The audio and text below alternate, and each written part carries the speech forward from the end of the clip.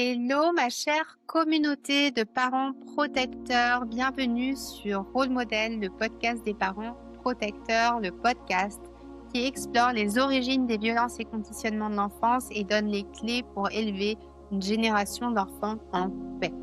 Je suis ravie de vous retrouver aujourd'hui avec Maître Natacha Alleblian qui accompagne des mères en situation de contrôle coercitif dans leur procédure de divorce.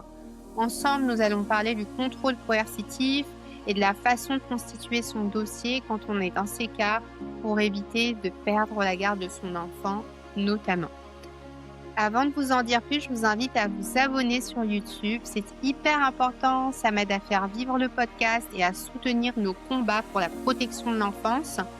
En vous abonnant, vous serez sûr de ne manquer aucun épisode et vous contribuerez à donner plus de visibilité à notre message.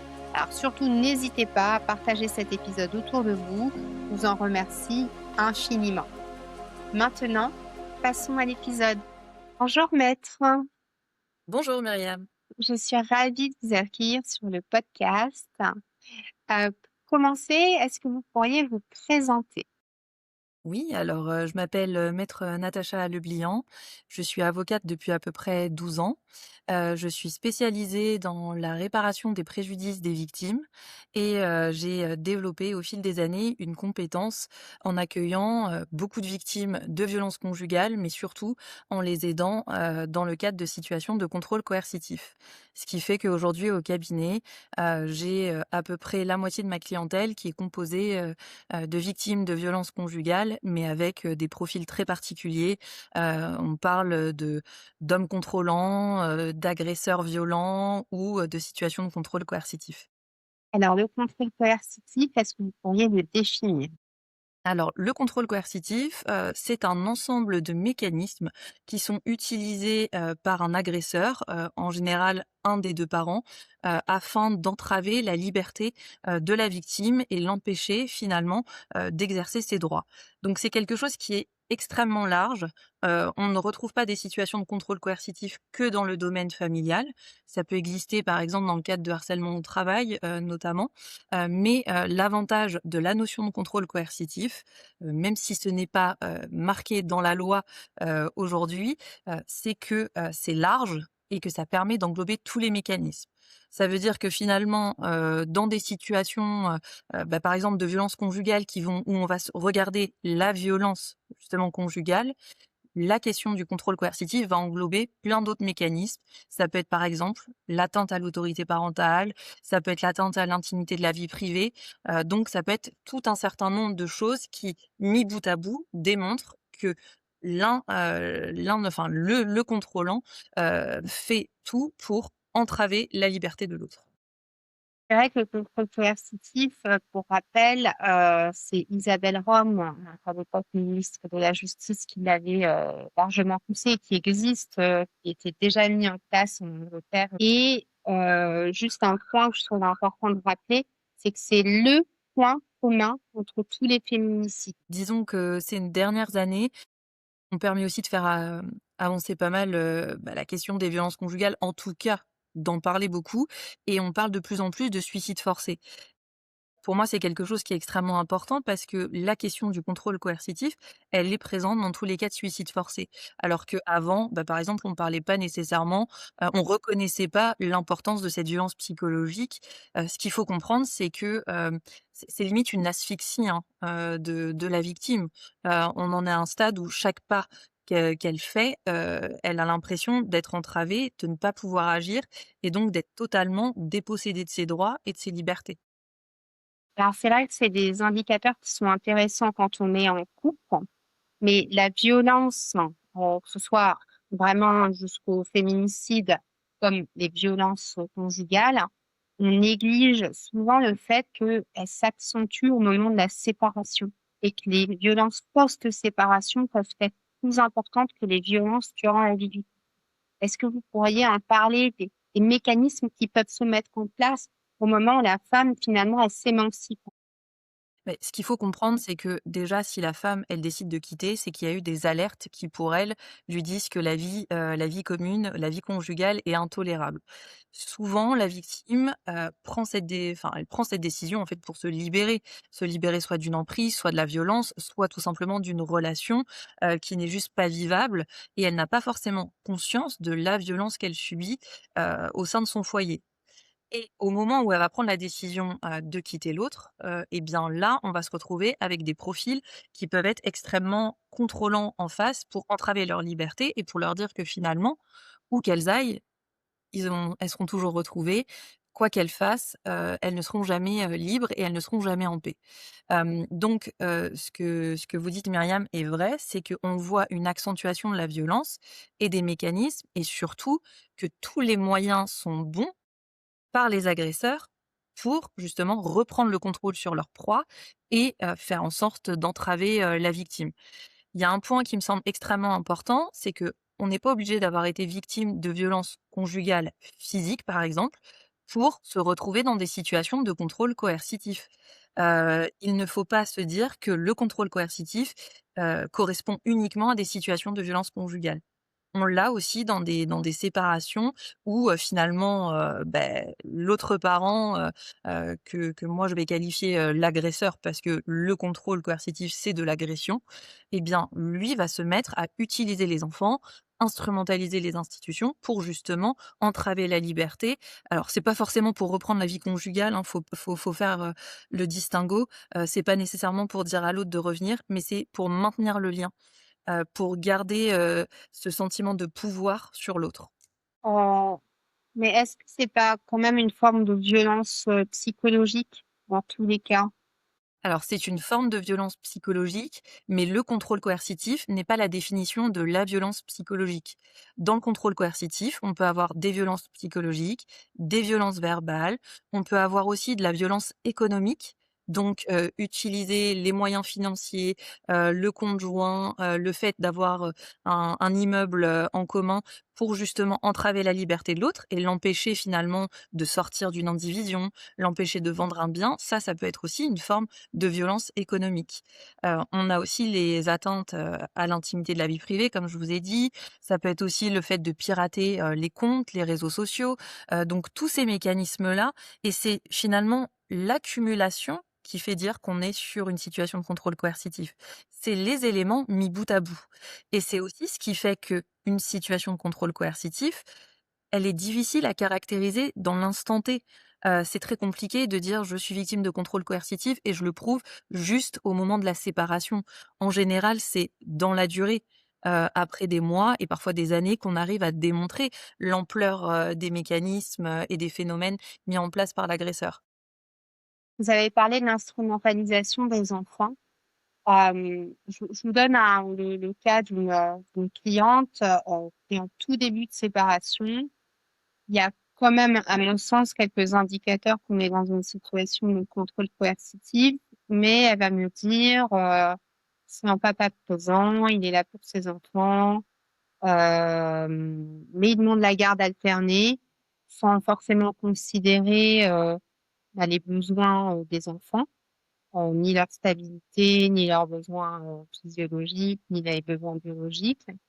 Est-ce que vous pourriez nous illustrer peut-être avec quelques cas de clientes, comment on peut se retrouver dans une situation, finalement, on est dans une famille qu'on dirait un peu classique, vers une situation où les enfants sont véritablement devenus des armes dans cette guerre contre le parent agresseur? Eh bien, alors, déjà, il faut comprendre que quand on est dans une situation avec une résidence alternée et une autorité parentale conjointe, parce que souvent, enfin, faut dire ce qui est, hein, je n'ai jamais vu de résidence alternée, avec un exercice exclusif de l'autorité parentale. Quand on met en place une résidence alternée, c'est qu'on a, en face de nous un juge qui estime que dans le dossier, dans la situation, on doit avoir une coparentalité qui doit fonctionner et qu'on n'a aucun frein la mise en place d'une résidence alternée. Alors, aucun frein dans le dossier, sur le papier. Après qu'il y ait des freins psychologiques, ça c'est autre chose et qu'on arrive à les prouver, c'est encore autre chose. Mais, dans une situation, classique où par exemple, vous avez, une maman, qui me dit: «Mais moi je ne veux pas de la résidence alternée», mais que objectivement on n'a pas d'éléments pour s'y opposer, ça va être une opposition de principe finalement. On va se retrouver avec une décision qui va mettre en place une résidence alternée et un exercice conjoint de l'autorité parentale. Eh bien, l'autre parent, pour maintenir le contrôle, va par exemple imposer, les jours et les heures, des rendez-vous médicaux. Si vous vous réservez un rendez-vous médical, eh bien, il va pouvoir l'annuler en expliquant qu'il a le droit d'assister aux rendez-vous médicaux qui concernent ses enfants parce qu'il est un bon parent et qu'il a envie d'être présent. Donc ça, la santé, c'est, finalement, un argument qui est un peu imparable pour les agresseurs parce que ils ont le droit d'être au courant de ce qui concerne la santé de leur enfant et on ne peut pas entendre qu'une mère fasse obstacle à ça sans démontrer que ce serait utilisé. Moi, actuellement, j'ai un dossier au cabinet où, que je viens de que j'ai récupéré, d'une maman, où, le père a des droits qui sont extrêmement restreints.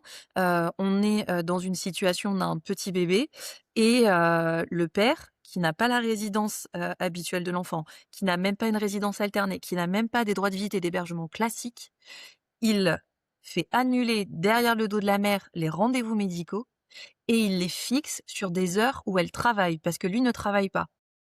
Et donc, elle se retrouve presque à perdre son emploi pour pouvoir être présente pour honorer des rendez-vous médicaux, alors qu'elle est la mère, qu'on parle de vaccin d'un bébé et surtout qu'elle a la résidence habituelle de l'enfant. Et ça, c'est quelque chose qui épuise. Parce Mmh. que vous ne savez jamais, la manière dont ça va se passer. Vous ne savez jamais s'il va faire barrage ou pas au rendez-vous médical et puis la majorité des mères, voilà, qui se séparent, mais qui décident quand même de maintenir un lien parce qu'on a beaucoup de victimes qui ne sont pas conscientes qu'elles sont victimes au départ et puis qui, Mmh. même en étant victimes, Mmh. faut le dire, décident de ne pas envenimer, je mets des guillemets, de ne pas envenimer le dossier parce qu'elles savent de quoi est capable aussi leur agresseur. Donc elles se disent qu'elles doivent faire profil bas, qu'elles doivent accepter un certain nombre de choses et puis parce qu'aussi elles ne sont pas prêtes à affronter un combat judiciaire. Faut en être conscient. Eh bien, elles se retrouvent dans des situations qui sont extrêmement compliquées et alors même, qu'elles ont, la résidence habituelle, elles doivent, se justifier, d'une manière, exagérée, pour montrer, entre guillemets, pour montrer en fait à la justice que ce sont des mères qui sont bienveillantes, qui ne font pas barrage aux droits de l'autre et cetera. Moi, il y a une phrase que je dis tout le temps à mes clientes, c'est, «Celui qu'on regarde, c'est celui qui a la garde». Et c'est ce qu'on vous dit, c'est un peu l'esprit du code civil, hein, finalement. On va regarder, celui qui a la garde, on va regarder qu'est-ce qu'il met en place pour respecter la place de l'autre parent, pour ne pas être violent, pour protéger l'enfant. Donc on se retrouve avec tout un certain nombre de conditions à imposer à celui qui a la résidence habituelle de l'enfant. Donc ça, c'est quelque chose qui est important. Hem Un exemple assez simple, même si c'est pas vraiment le sujet, on ne va pas reprocher, à un parent qui n'a pas la garde, mais qui a seulement des droits de visite et d'hébergement classiques, on va pas lui reprocher de ne pas prendre ses enfants. Par contre, on va reprocher au parent qui a la garde de ne pas avoir remis l'enfant. Mmh. Mmh. Oui, oui, oui. Après, il y a peut-être une logique, patriarcale aussi, c'est-à-dire on va plus regarder la mère que le père. Donc ça veut Mais pas il y a un dire peu ça veut pas dire que les mères sont plus bienveillantes et les pères, plus agresseurs, mais il y a quand même un petit peu cette logique-là au niveau de la justice. bah, alors il y a la culture, hein, il y a notre culture, il y a notre passé, il y a l'histoire de notre société, qui font que, on nécessairement, hein, la culture aussi juridique est imprégnée, des mécanismes de notre société. Ça, on peut pas l'exclure. la société patriarcale, ça se ressent aussi, dans certaines décisions de justice. Je vous donne un exemple. J'ai un dossier d'une maman, qui a été victime, de violences, conjugales, mais ça consistait surtout en du harcèlement. Donc ça a été avéré, l'auteur a été poursuivi et la mère a quitté, la région tout pour se protéger et protéger les enfants parce que le père, agresseur, vient d'une famille, qui a un réseau, assez étendu, qui a des liens avec les forces de l'ordre. Ça, naturellement, on va pas vous le dire dans le dossier, hein. On va pas vous dire que, il y a le père, de l'individu qui a appelé juste avant, mais par contre, vous allez avoir, par exemple, quelqu'un des forces de l'ordre qui va dire: «On savait que vous allez venir parce que, on nous a prévenu que vous alliez venir déposer plainte». Comment est-ce qu'on peut imaginer qu'une victime qui vient pour déposer plainte, qui sait qu'elle est attendue, qu'elle est épiée et qui se dit, bah, que tout ce qu'elle va dire va être forcément répété peut-être par la suite, comment est-ce qu'on peut se dire qu'elle se sent en sécurité chez elle, à même pas 5 minutes à pied du domicile de son agresseur, qui a des connexions au sein des forces de l'ordre? Ce n'est pas possible. Mmh. Donc effectivement, on a des situations où on a des mères qui se disent: «J'ai pas le choix de fuir pour me protéger et protéger mon enfant». On a des poursuites pénales qui caractérisent d'une certaine manière, bah, que le dossier il est pas vide. Enfin, quand on voit la manière dont les victimes sont quand même aussi traitées en France actuellement et encore une fois, il y a un arsenal législatif, il y a des professionnels qui interviennent et c'est pas pour jeter la pierre, mais on a quand même beaucoup de dossiers, de situations qui sont classées sans suite. Parce que aussi les situations de harcèlement, de violence psychologique sont compliquées à caractériser. Il faut le dire, c'est une difficulté. Et donc, comment est-ce qu'on peut se dire que, bah, la victime, elle va rester dans son domicile en se disant que si l'autre arrive à la harceler par téléphone, à lui montrer qu'elle n'est pas en sécurité, même dans un commissariat ou dans une gendarmerie, qu'elle va rester gentiment chez elle? C'est pas possible. Mmh. Et j'ai pourtant eu une décision alors, j'ai récupéré, le dossier, après cette décision, mais j'ai quand même dans la décision du juge aux affaires familiales, il est indiqué que, monsieur est présumé innocent. Alors oui, il est présumé innocent, mais on peut aussi avoir la lecture inverse qui est de se dire: «Il est poursuivi pour des violences conjugales et que le parquet n'aurait pas poursuivi s'il n'y avait rien». Mais, dont acte. On va mettre en avant la présomption d'innocence. Eh bien, elle a été, mais lynchée dans la décision de justice. On a des mots qui sont extrêmement violents et virulents, où on lui reproche d'être partie en estimant qu'il y avait un contrôle judiciaire et que de fait, elle était protégée par un contrôle judiciaire. Alors que, on le sait très bien, les victimes de violences conjugales, le moment où les risques sont les plus accrus, c'est après la séparation. Mmh. La majorité des féminicides, ils ont pas lieu, avant la séparation, hein. Mmh. Faut dire ce qui est. C'est un temps de crise que l'on connaît et d'ailleurs, moi, j'ai obtenu une ordonnance de protection en expliquant que le danger résultait du fait qu'on avait une procédure pénale en cours et aucune mesure de protection puisque pas de contrôle judiciaire. Là, même s'il y avait un contrôle judiciaire, l'individu en question a violé l'interdiction de contact allègrement, au point que le procureur en est venu à requérir, pour une personne qui a un casier vierge, il en est venu à requérir un sursis probatoire. Donc avec, ce qu'on appelle une mise à l'épreuve, des obligations à respecter et cetera. Donc on se dit, qu'est-ce qu'on attend des victimes? On attend qu'elles attendent sagement, qu'elles subissent pendant des mois et ensuite, on verra, le moment où on aura le temps de traiter leur dossier? Mmh. Ouais, effectivement, mais ça, on y reviendra aussi sur les départs, peut-être sur la question de comment constituer son dossier. Simplement pour revenir sur l'instrumentalisation des enfants, on a parlé des rendez-vous médicaux. Qu'est-ce que vous pouvez voir d'autre comme violence ou comme une autre forme de violence, on ne décrit pas comme telle, mais c'est les manifestations des enfants qui sont pas considérées. Alors déjà, il faut comprendre que la difficulté aujourd'hui, hem, pour moi, c'est pas le fait que les enfants y parlent, c'est, le crédit qu'on accorde à la parole de l'enfant Mmh. et aujourd'hui, moi, je vois dans beaucoup de dossiers des situations où les enfants se mettent à parler quand ils sont plus en contact avec l'agresseur, en tout cas plus de manière permanente. La raison, elle est assez simple et elle est, documentée par, un certain nombre de professionnels, hein, qui interviennent dans la protection de l'enfance, des magistrats, qui expliquent qu'en fait, c'est au moment où l'enfant se sent en sécurité, dans un climat sécurisant, qu'il va pouvoir parler, verbaliser des choses qu'il a vécues ou qu'il vit. Et donc on se retrouve avec des mamans qui vont dénoncer, mais en fait, elles dénoncent pas. Elles ne font que rapporter la parole de leur enfant et c'est toute la différence. Elles ne font que rapporter la parole de leur enfant et on vient les discréditer en tant que mère Mmh. et on vient discréditer la parole de l'enfant. Donc quand on ne parle pas des violences, on vient dire que finalement, il fallait en parler et qu'on ne peut pas vous protéger et quand vous en parlez, on est suspicieux à votre égard et quand j'entends dire que finalement, peut-être que l'enfant il ment ou que la mère elle ment, ça c'est des concepts qui reposent sur aucune donnée, aucune statistique et ça correspond finalement à un nombre minime de situations.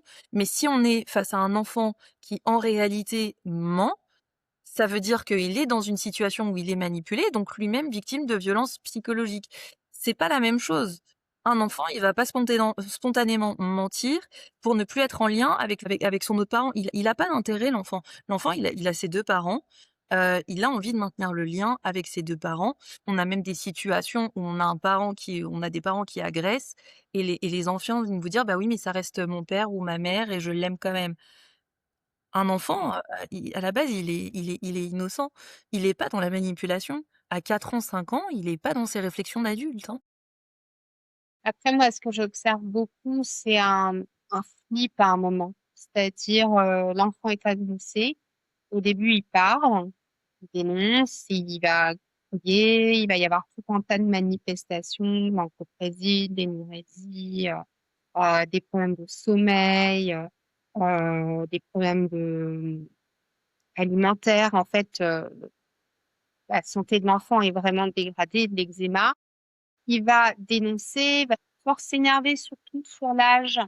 Ce que je vois, c'est 2, 4, 5, 6 ans.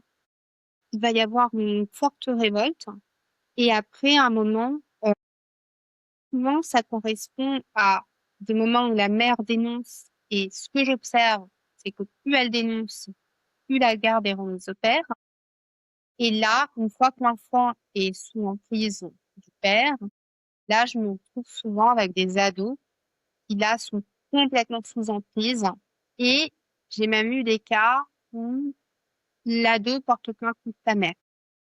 Ah oui.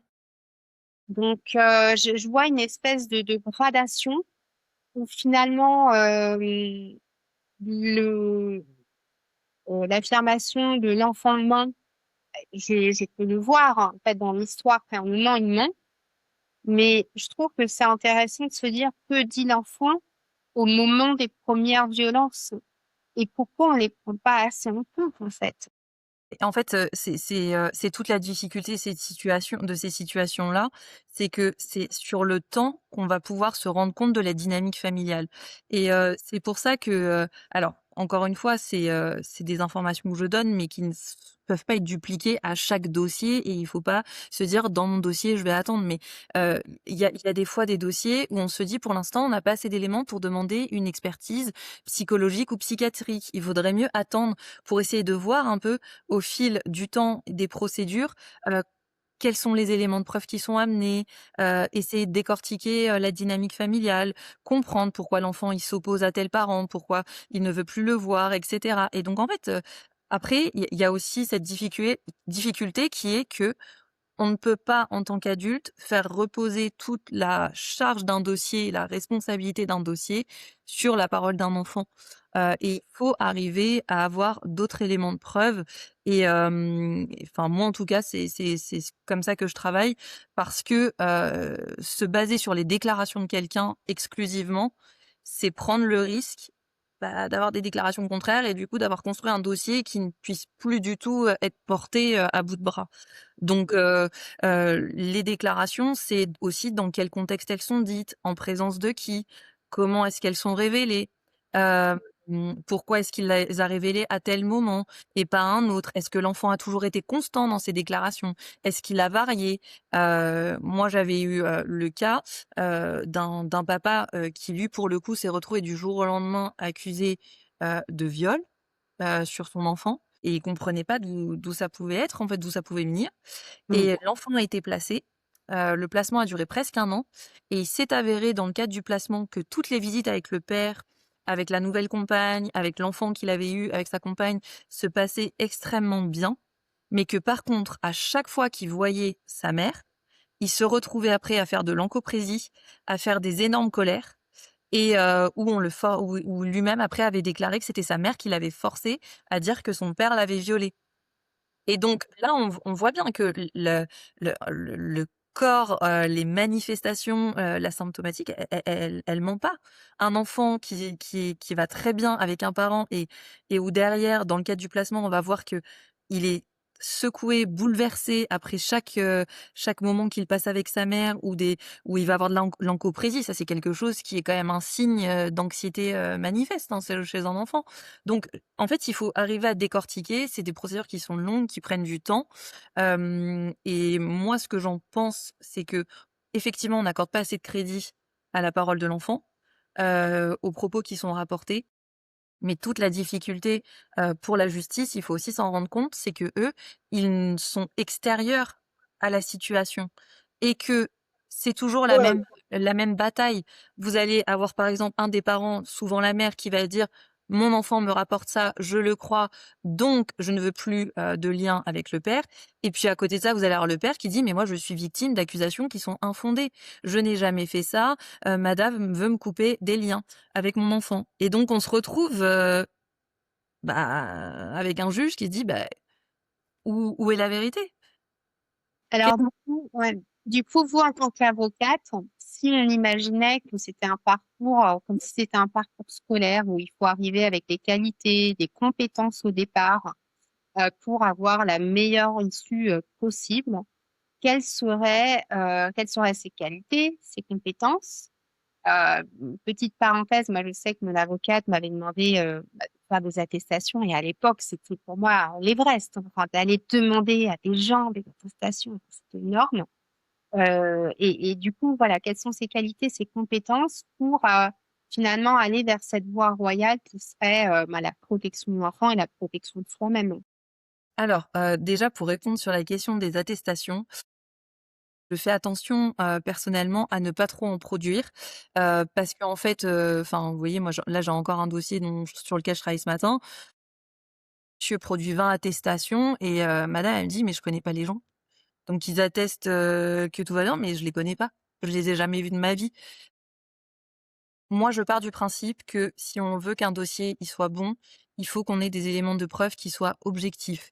Et moi, ce que je conseille toujours à mes clients, c'est qu'une preuve, qui va être un échange de messages, un échange de mails et cetera, doit être corroborée par une preuve qui ne vient pas d'elle, qui a quelque chose qui est objectif. Exemple, j'ai le cas de monsieur, qui restreint, le suivi médical de l'enfant en disant qu'il en a pas besoin.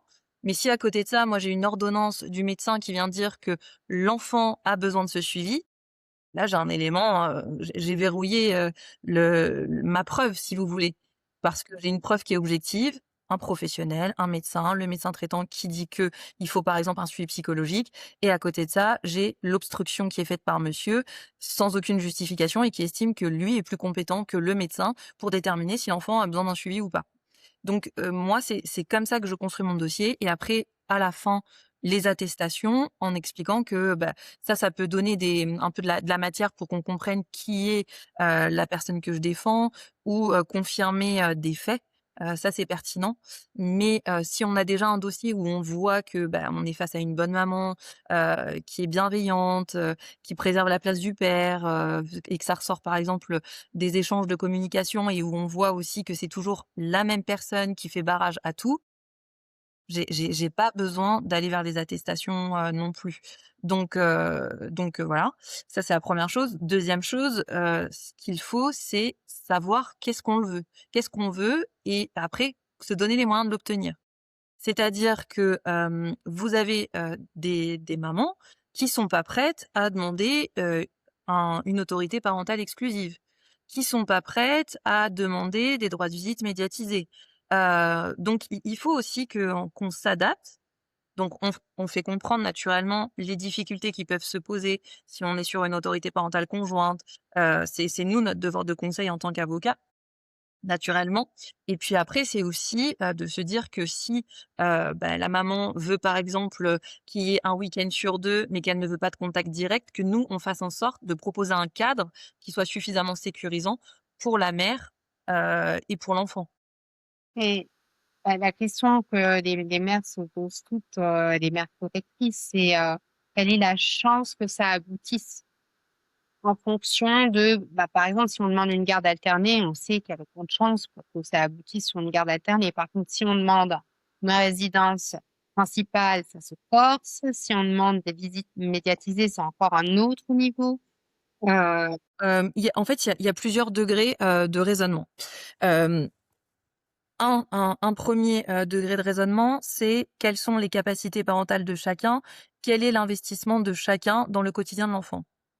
Deuxième degré, c'est est-ce qu'il y a des violences ou pas? Et est-ce que, en dépit des violences, le cadre qu'on me propose est adapté ou pas? Me sécurise et sécurise mon enfant? Et donc, en fonction des réponses qui vont être apportées, là, on va pouvoir mettre en place, un certain nombre de choses. C'est sûr que moi, dans des situations où, j'ai, du harcèlement, où j'ai, le père qui fait venir les forces de l'ordre pour essayer de récupérer l'enfant avec les gendarmes à la sortie de l'école et cetera, c'est des situations qui sont extrêmement virulentes. Je saisis en urgence et je montre que madame n'a jamais fait barrage, mais qu'on a aujourd'hui une violence qui arrive par le père et qui crée une profonde angoisse chez l'enfant. Ensuite, ce qu'il faut comprendre aussi, c'est que le juge, il raisonne par rapport à l'intérêt de l'enfant. Donc c'est-à-dire que tout ce qui est centré sur, la conjugalité, sauf si ça vient de se produire, hein, parce que ça peut expliquer une dynamique familiale aussi. Mais si on vient nous parler des violences qui ont eu lieu il y a 5 ans, pour le juge, c'est trop loin, à un moment donné, et c'est ce qu'on va dire aux mères: il y a de l'eau qui a coulé sous les ponts, maintenant madame, il faut avancer.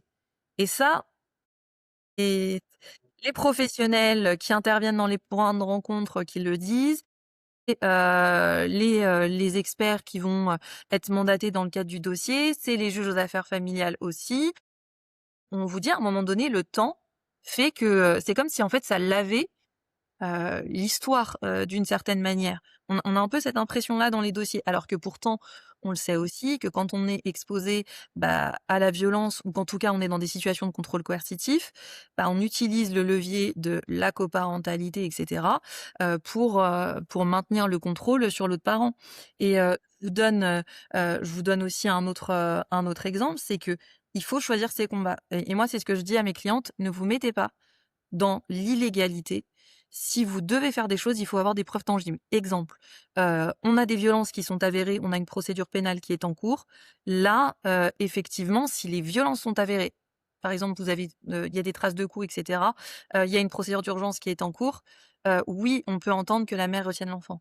Mais si la mère, par exemple, s'en va, quitte le domicile, elle quitte la région, elle ne saisit pas le juge pour organiser les droits du père, on va lui reprocher, parce que c'est elle qui part. hmm, Et il y a une autre phrase qui est importante et qui est facile à retenir, qu'on dit souvent en devant les tribunaux, c'est, «Qui part, perd». oui, c'est ça. Elles sont souvent pénalisées de partir.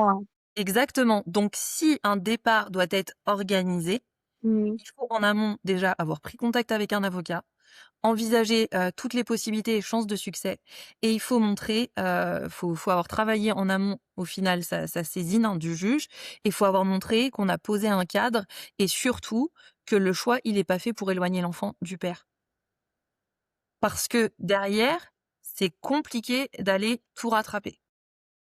On se retrouve avec des mamans, du coup, qui sont, émotionnellement, pas bien, en difficulté, qui ont, une perte de confiance envers les institutions et envers la justice, qui ne se sentent pas entendus ni écoutés et puis qui vivent un cataclysme intérieur qui est qu'on leur a arraché leur enfant. Donc c'est difficile.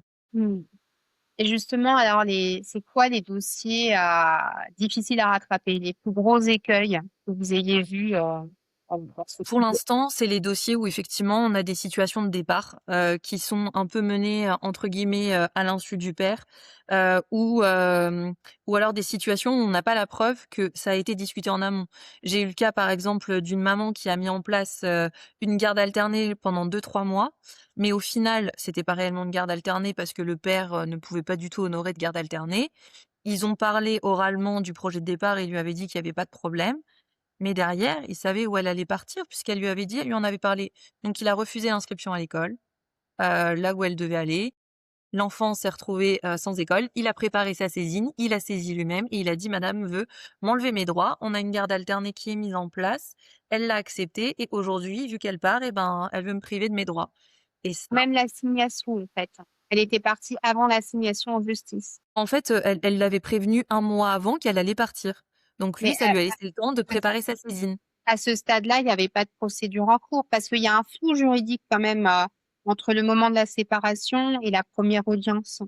Oui, mais disons que, alors oui, il y a un petit peu un flou, mais moi j'ai aussi vu le cas, de situations où la mère part avec l'enfant, le père fait une procédure en urgence, donc ça veut dire qu'on a une date d'audience dans le délai d'1 mois.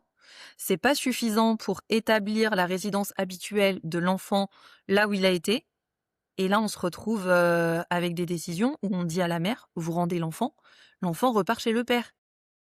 Donc vous avez un enfant qui a commencé à vivre avec sa maman, à prendre ses repères et on lui dit: «Bah, vu que ta mère est partie, ben, sanction, elle retourne, on retourne chez le papa» et alors là, c'est compliqué à rattraper. Ouais.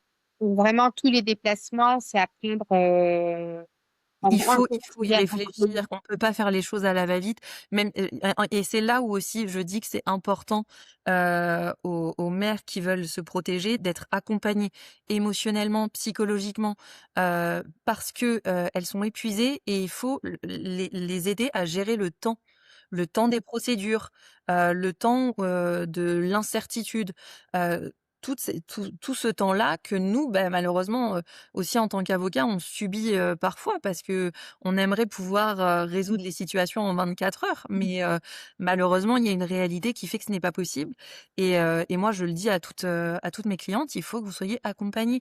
Accompagnées émotionnellement pour gérer tout ça, pour travailler votre posture, pour apprendre à ne pas non plus placer trop d'espoir, dans les décisions de justice et Mmh. que finalement ce soit des étapes de vie, mais ne pas, tout faire reposer sur un enfin que votre bonheur ne repose pas sur, l'issue d'une décision.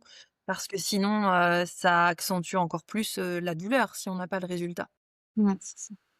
Et c'est vrai que moi, ça a été un peu le départ du travail que j'ai fait avec ma seconde avocate qui était dans ce travail de je rattrape le dossier et qui m'a dit voilà, on part en guerre et il vous faut une armée. Et ce qu'elle sous-entendait par là, c'est voilà, moi je suis votre avocate, je suis pas votre psy, donc il vous faut psy, coach, thérapeute. Elle était bien connaisseuse de tout un tas d'approches. Et ça, de votre point de vue, comment les mères que vous suivez, comment elles changent de posture, comment elles changent, comment ça vient bouger les choses avant même qu'il y ait une décision? Alors, moi déjà, les dossiers quand je récupère des dossiers, je fais une sorte d'audit du dossier, un peu un état des lieux. Je regarde les éléments, je regarde ce qui a été décidé, je regarde ce qui a été conclu et je leur dis concrètement: «Bah, ça a pas été, mis en avant, ça vous l'avez pas suffisamment, mis en corrélation avec ça, pourquoi ça n'a pas été exploité?» et du coup, en fait, elles se rendent compte que, bah, leur dossier, il y a des choses à faire. Mmh. Donc quelque part, ça les rassure parce qu'elles se disent: «OK, là, j'ai une avocate qui voit et si elle voit, c'est qu'elle va être capable de démontrer». Donc déjà, c'est quelque chose qui est important, pour elle parce que, alors, c'est pas du tout pour venir dire que d'autres confrères, n'ont pas fait ce qu'il fallait. Il faut aussi comprendre qu'on a tous, nos domaines, de spécialité et que, bah, quand on n'arrive pas à voir, la violence parce que c'est insidieux aussi quand on est sur des situations de contrôle coercitif. Quand on Mmh. n'arrive pas à la voir, Mmh. Bah, on va traiter le dossier comme un dossier, de conflit conjugal, hein, ou conflit parental, mais pas comme un dossier de violence ou en tout cas de contrôle coercitif. Donc déjà, là, ça les rassure et moi après ce que je leur dis aussi parce que j'ai remarqué qu'il y en a beaucoup, qui traitent, leur dossier parce qu'elles sentent que l'avocat qu'elles ont, il n'arrive pas à mettre en avant un certain nombre de choses, qu'il a pas forcément les épaules qu'elles attendent elles. Donc Mmh. moi je leur explique que ma stratégie, c'est, de fonctionner comme ça, de mettre en avant tels et tels éléments et je leur dis comment on va aller chercher la preuve pour prouver tel et tels éléments. Ça passe aussi par, un changement de communication. C'est-à-dire que souvent elles sont, dans l'émotion et ce qui est normal. C'est-à-dire qu'elles reçoivent un mail, ou un message, tout de suite il faut répondre parce qu'on est accusé et il faut qu'on montre, qu'en fait, les accusations, elles sont infondées.